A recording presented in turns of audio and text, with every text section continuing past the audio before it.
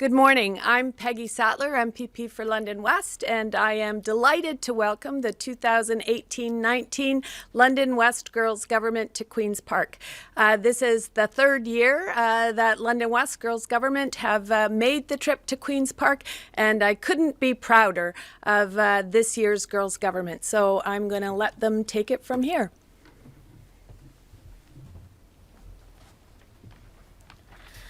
I'm Shelby Hayes. And I'm Maggie Slaybon, and we are grade 8 students from St. Martin's Catholic School. We are part of this year's London West Girls Government. We are comprised of grade 8 girls from Tecumseh Public School, Wortley Road Public School, and St. Martin Catholic School. In January of this year, we started to meet and work with MPP Peggy Sattler to discuss the topic we would bring forward at this media conference. As a group, we chose equity and equality in the education system. During the meetings, we met with the following community members: Youth Opportunities Unlimited, Matt Sarita, the Equity and Inclusive Education Learning Coordinator and of the Thames Valley District School Board, ANOVA, a women's shelter and sexual assault center in London, and the Middlesex London Health Unit. Our group wrote letters to the editor and to the minister speaking about different aspects of this topic. We developed a petition with 7 specific policy recommendations, which we will talk about now.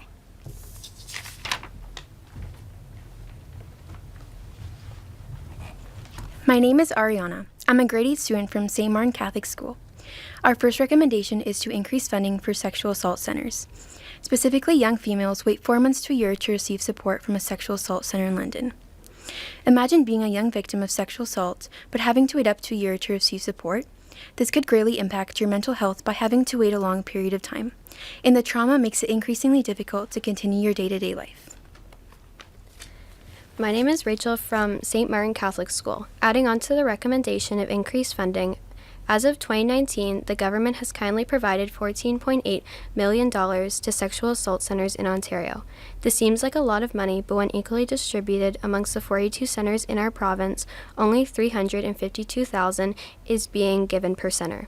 This is a fairly low amount when considering the cost of trained staffing required and enough comforts that everyone feels welcomed and accepted. From 2019 to 2020, the Ford government announced an extra $1 million added to the annual $14 million, therefore making it $15.8 million and $376,000 per center. However, is that enough for everyone in Ontario to seek the help that they require? My name is Isabella, and I'm a grade 8 student at Wortley Road Public School. We heard that the people who are most likely to experience sexual assault are women and young women. We learned that 1 in 3 women experience sexual assault before they graduate high school, that women aged 15 to 24 are at the highest risk of experiencing sexual assault, and that 47% of violence against girls under 12 is sexual in nature. This violence needs to be stopped. By increasing the funding for sexual assault centers, this will allow for more counselors to be available to help, shorten the wait list for sexual assault centers, and therefore help people, including women and young women, receive the support that they need.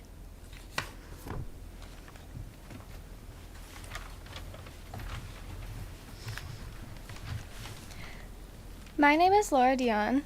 I'm Maya Hall-Hines. And I'm Emma Meidline. And we're all grade 8 students from Tecumseh Public School. Our second recommendation is to the Ministry of Education and is to provide free menstrual products to all students who may require them in both secondary and elementary schools. In order to be equal and have equal opportunities for all students, we must have equity in our education system. Menstruation should not be something young women feel ashamed about. Nearly 1 in 7 Canadian girls has either left or missed school entirely because she did not have access to period products. This is putting them at a disadvantage to their peers. 1/3 of Canadian women under the age of 25 say they struggle to afford menstrual products. Why do we pay so much for a basic necessity? Menstrual products are not a luxury. They are essential to everyday life. As Education Minister Rob Fleming once said, this is a common sense step forward that is frankly overdue. There is no empowerment without dignity.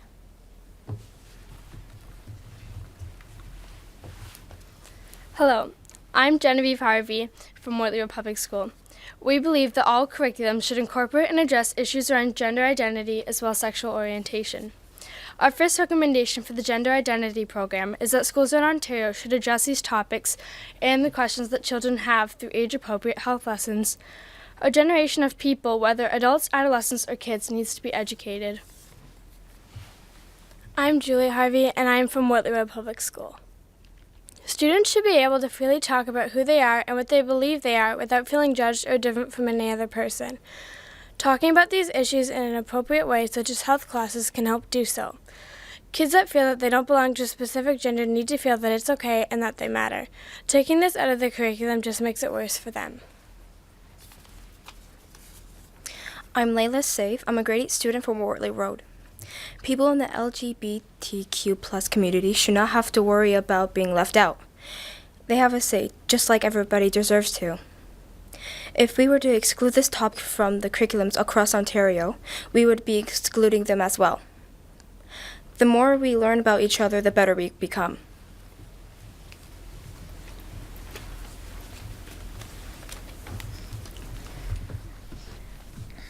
Next, we would recommend to the Ministry of Education that students are involved in the development and annual review of student dress codes. Girls are being held morally responsible for the conduct of boys, says Shauna Pomerantz, a child and youth studies professor. Not only is that minimizing girls, but also underestimating the maturity of boys. 46% of Toronto DSB school dress codes say they exist to promote a positive learning environment. But students with typically female clothing are being more strictly regulated and being disproportionately judged for dress code violation. We have witnessed firsthand the negative effects of dress codes on students, starting from grade 1 to secondary school, and have seen the inequality of dress codes between boys and girls. Though the rules don't target gender specifically, the terminology used applies more to female clothing than male clothing. In the words of Patty Backus, a former school trustee in Vancouver, we need to teach students to respect other students' bodies, their individual right, and diversity.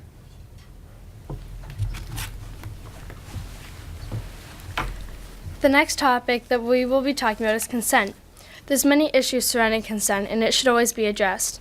The problems people face in Ontario keep them from being safe. Keep it in the curriculum, keep people educated, and keep people safe. Our first recommendation is that we need to create a better curriculum for consent and sexual education in elementary schools as well. This will not only help teach people that it is not okay to touch another person's body without their consent, but it also allows a person to comfortably speak up when they are in a situation they don't like. Secondly, women are commonly perceived as distractions or sexual objects. Today we want to show you why it's very wrong. Many times women don't feel that their opinion is valued or themselves personally.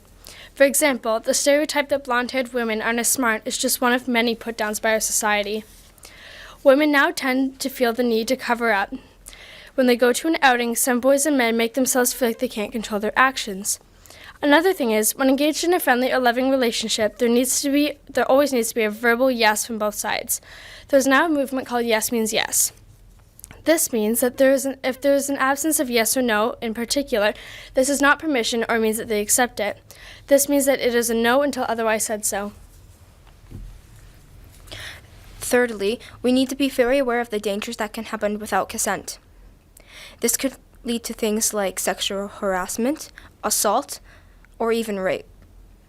Looking at the numbers, we should include evidence-based programs about healthy relationships that could be specific to young boys and men.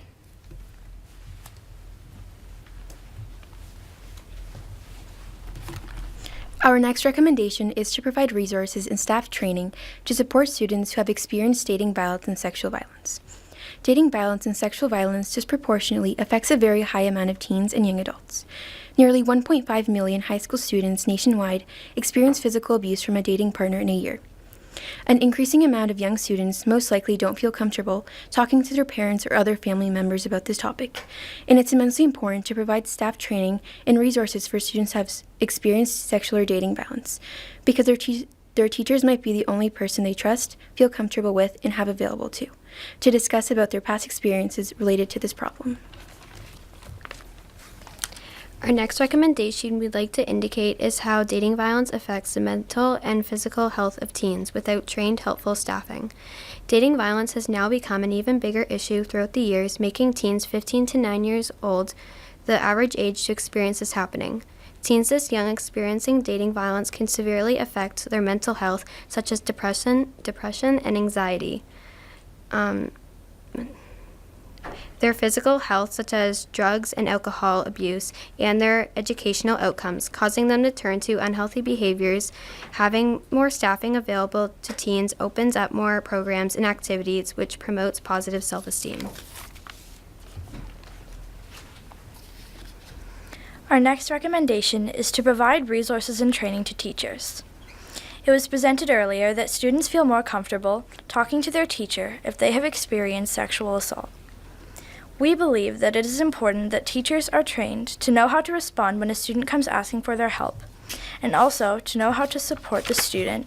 If a student has experienced sexual violence or dating violence, it is important that they have the right support. If they don't receive the right support, it could affect their education, daily life, and even their future. We need to make sure that all students who have experienced dating violence or sexual violence feel safe at school, and that the staff are able to support them in learning about healthy relationships, dealing with sexual and dating violence. By providing resources and training to teachers, we can make sure that they know how to respond when a student comes asking them for help if they have experienced sexual violence. Also, they are able to provide support to students in need. We believe that funding for sexual assault centers should be increased so the wait lists can be shortened and people can receive help sooner, and also so that more counselors can be hired to provide support. It is important that we do everything we can to provide the proper support to those who need it.